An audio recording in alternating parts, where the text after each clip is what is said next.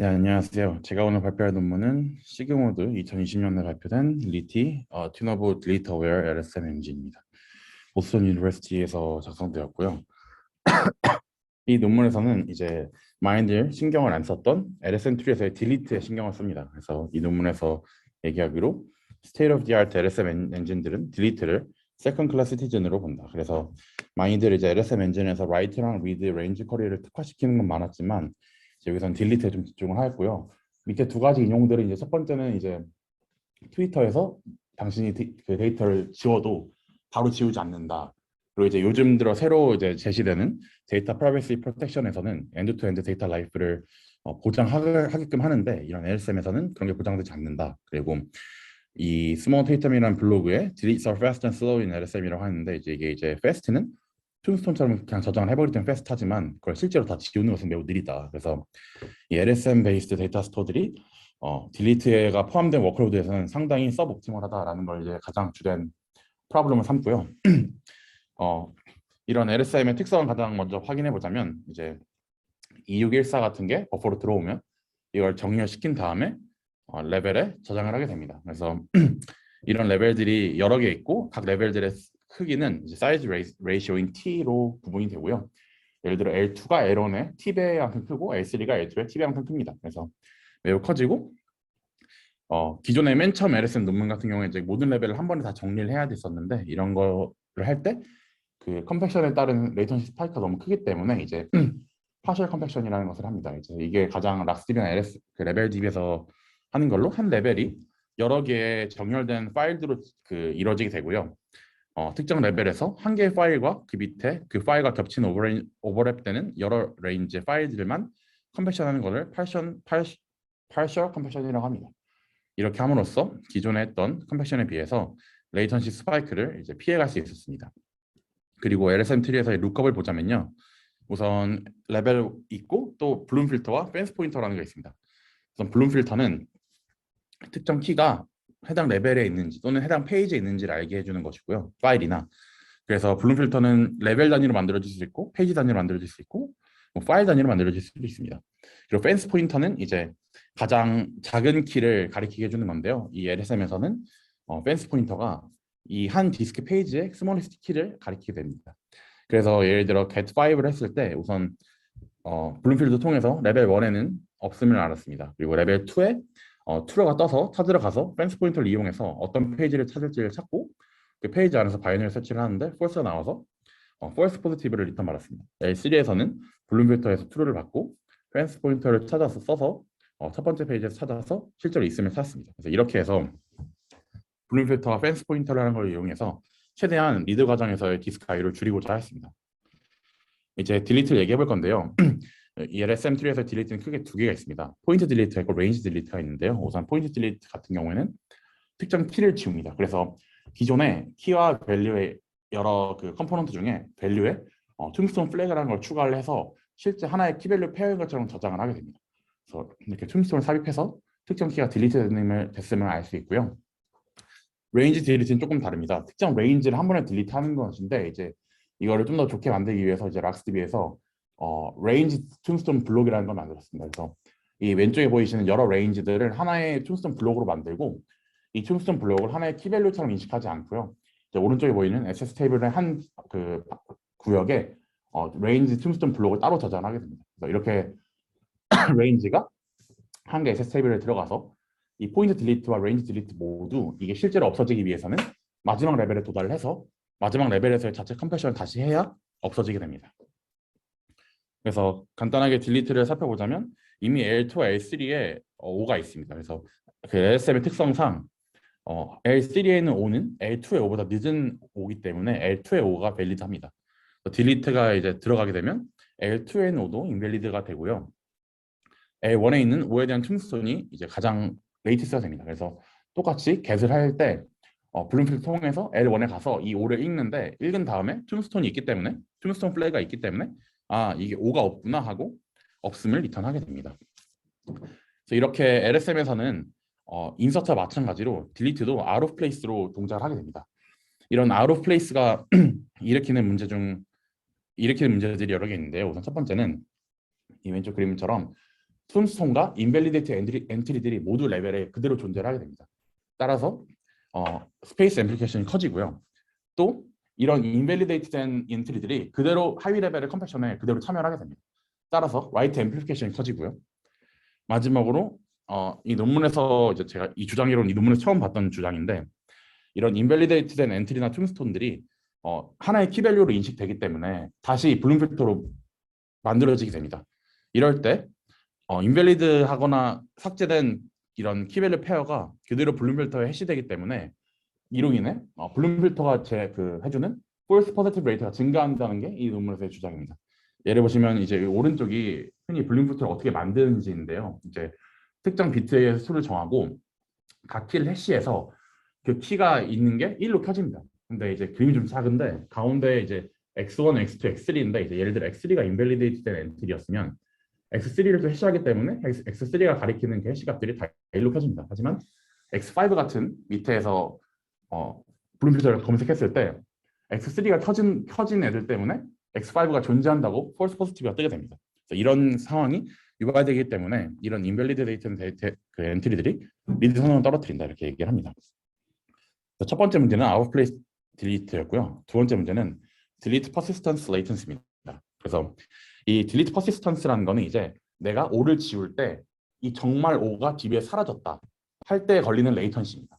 그래서 로지컬 딜리트가 정말 피지컬하게 딜리트 됐을 때 레이턴시고요.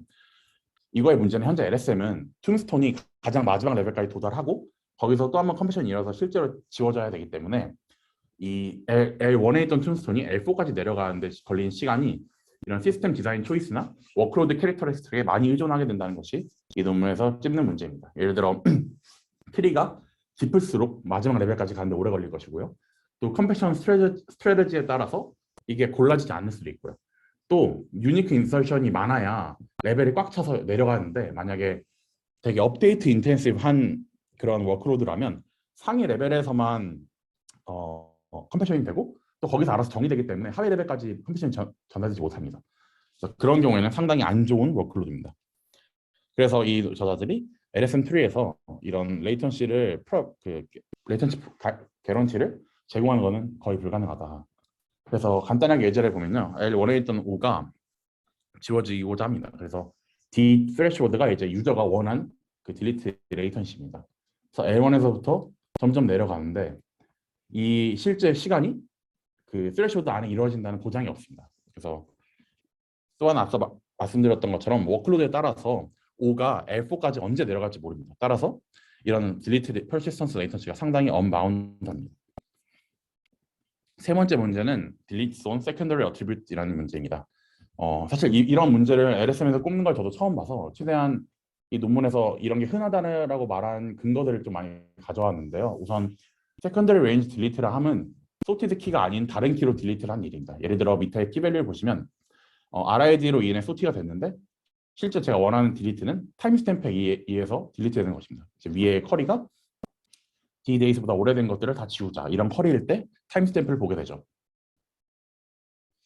그래서 이 엑스엔진이라는 논문에 엑스엔진이 실제로 논문 나왔고 그 알리바바인가 하는 중국 회사에 쓰는 건데요. 여기 엔지니어와 저자들이 얘기를 했을 때 이런 타임스탬프 베이스로 large fraction of data가 꾸준히 지워진다. 예를 들어 어떤 어플리케이션이 30일 동안 데이터를 킵하고 싶은데 그렇다면 매일 31일째 되는 데이터를 지워야 되다 보니까 거의 매일 30분의 1에 해당하는 DB를 지운 일이 많이 발생한다라고 엑스엔진 엔지니어가 얘기를 해줬다고 합니다. 그래서 이런 세컨더리 레인지 딜리트가 흔하다는 걸 알 수 있었고요. 현재 스테이트 오브 디 아트 LSM으로서는 이걸 지원하는 유일한 방법은 풀 트리 컴패션입니다. 오른쪽을 보시면 L1, L2, L3, L4에 모두 제가 원하는 세컨더리 어트리뷰트에 해당하는 것들이 다 스캐터 되어 있습니다. 그래서 이런 거를 알기 위해 결국 모든 레벨을 다 읽고 해당을 다 지운 다음에 결국 모두 다 한 레벨 다시 쓰게 되는 이런 풀 트리 컴패션을 발생하게 되는데 이럴 때 라이트는 모두 락되기 때문에 당연히 레이턴시가 스파이크하고요. 불필요한 I/O 또한 상당히 많이 발생하게 됩니다. 그리고 또 이거의 가장 큰 단점은 이런 풀 트리 컴패션이 그 현재 디스크에 저장된 토탈 넘버 오브 페이지에 상당히 의존적이라는 뜻입니다. 그래서 데이터가 많이 쓸수록 그만큼 코스티한 오퍼레이션이 될 겁니다.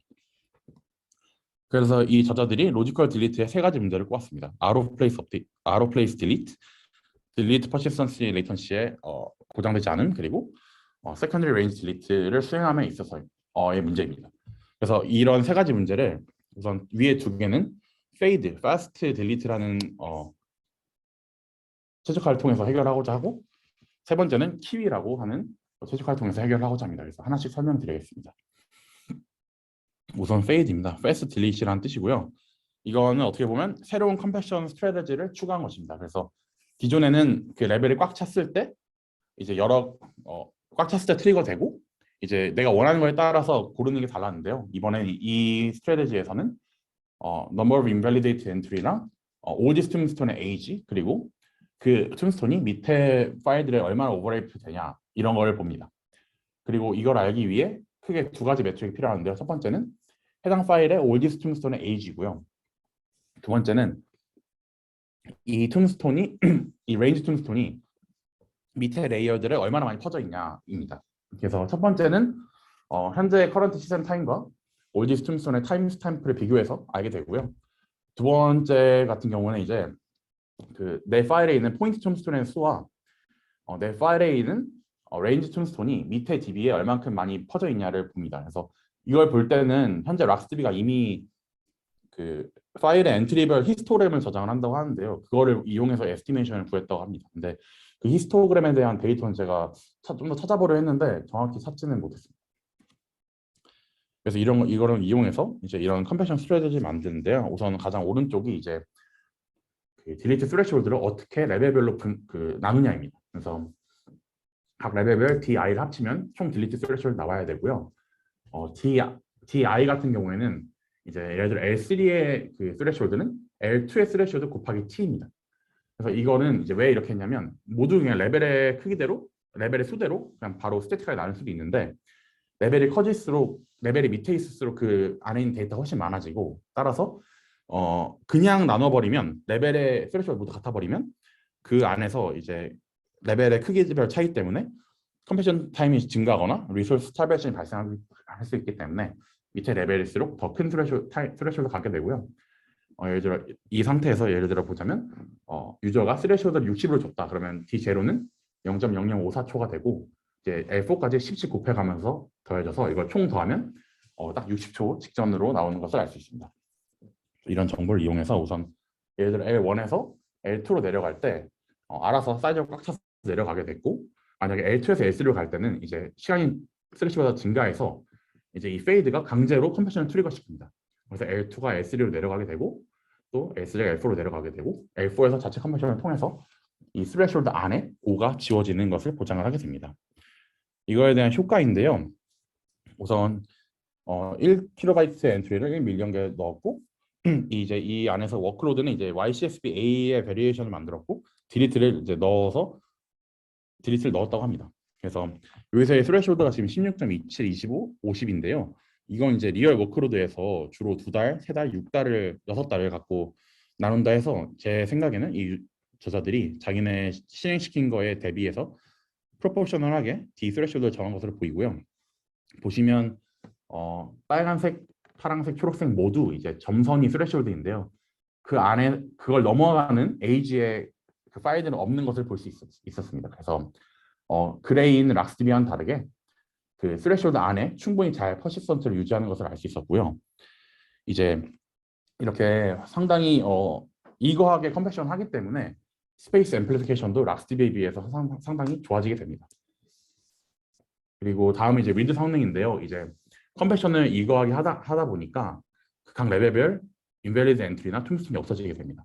그에 따라서 앞서 저자들이 말했던 것처럼 블룸 필터의 레이도 좋아지고 각 레벨에 들어있는 키가 각 레벨이 작아지기 때문에 리드 성능이 락스DB에 비해서 모든 스레시로 다 좋아지는 것을 볼 수 있었고요. 이제 라이트 앰플리피케이션 자체는 좀 올라갔습니다. 락스DB보다 훨씬 이거하게, 락스DB는 레벨이 꽉 차야 내려있는데 여기서는 시간만 차도 내리기 때문에 그 거의 스레시홀드 순으로 라이트 앰플리케이션 높은 것을 알 수 있고요. 이 논문에서 그나마 주장하는 것은 이런 라이트 앰플리케이션이 그래도 뒤로 갈수록 애몰타이즈 된다입니다. 그래서 가장 왼쪽 이제 이건 어떤 실험이냐면 60초마다 그 60초가 이제 스레시홀드이고요. 180초마다 스냅샷을 찍어서 그때 락스DB와 이 립스의 페이드의 성능을 비교한 것입니다. 보시면 첫 번째 스냅샷일 때는 그 페이드가 매우 높은 앰플리피케이션을 기록하지만 뒤로 갈수록 비슷해지는 것을 알 수 있는데요. 저의 생각으로는 이게 그 페이드가 감소한다는 경향보다는 이게 노멀라이즈된 거다 보니까 락스DB가 뒤로 갈수록 앰플리피케이션이 증가한다고 보는 게 좀 더 맞는 그래프인 것 같습니다. 왜냐하면 락스DB는 시간이 증가함에 따라서 계속 밑에 인밸리데이터 딜에서 계속 툼스통이 쌓이게 됩니다. 그에 따라서 점점 더 컴패션한 게 많아지는데 이 페이드는 꾸준히 계속 이걸 컴패션 해주기 때문에 레벨의 밑에 레벨일수록 이런 거의 다 밸리드한 것만 남아있게 되고 따라서 락스DB가 훨씬 더 많이 급격하게 안 좋아지는 것을 노멀라이즈한 그래프라고 생각을 했습니다. 다음은 키 위빙 스토리지 레이아웃입니다. 그래서 이 밑에 그림인 이런 세컨드 레인지 딜리트를 할 때 스캐터드된 어커런스를 해결하기 위한 것이고요. 그래서 우선 주되게는 소티스 키와 딜리트 키를 좀 잘 섞어서 소팅하게 되고 딜리트 타일이라는 개념이 추가됩니다. 그래서 뒤에 그림에서 좀 더 자세히 설명드리면 기존에는 이렇게 액세스 테이블이 존재했습니다.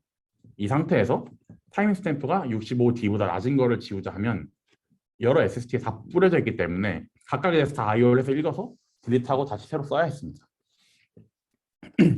이제 이 앞선 그림에서 딜리트 타일이라는 개념이 추가되는데요.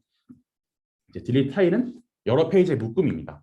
그래서 이 왼쪽은 그냥 그대로 묶은 거고 이제 보시면 딜리트 타일 간에는 기존 S 테이블과 똑같게 이 소티드 키로 정렬이 되어 있습니다. 하지만 딜리트 타일 안에서 페이지들 간에는 이 D로 정렬이 되니까 세컨드 어트리뷰트로 정렬이 되게 됩니다. 그래서 보시면 딜리트 타일 1과 2 사이에는 이제 가장 숏이 1이고 60이고 61이고 99 이렇게 정렬이 되어 있는데요. 딜리트 타일 안에 페이지들에 간해서는 소티드 키가 아닌 딜리트 키로 정렬이 되어 있으면 알 수 있습니다. 그리고 이 페이지 안에는 다시 원래대로 소티드 키로 정렬이 되어 있습니다. 그러니까 이 딜리트 타일 안에 이제 몇 개 페이지가 있냐로 이 딜리트 타일을 구성할 수 있는데 딜리트 타일 안에 한 개 페이지가 있으면 기존과 동일하다고 보시면 됩니다.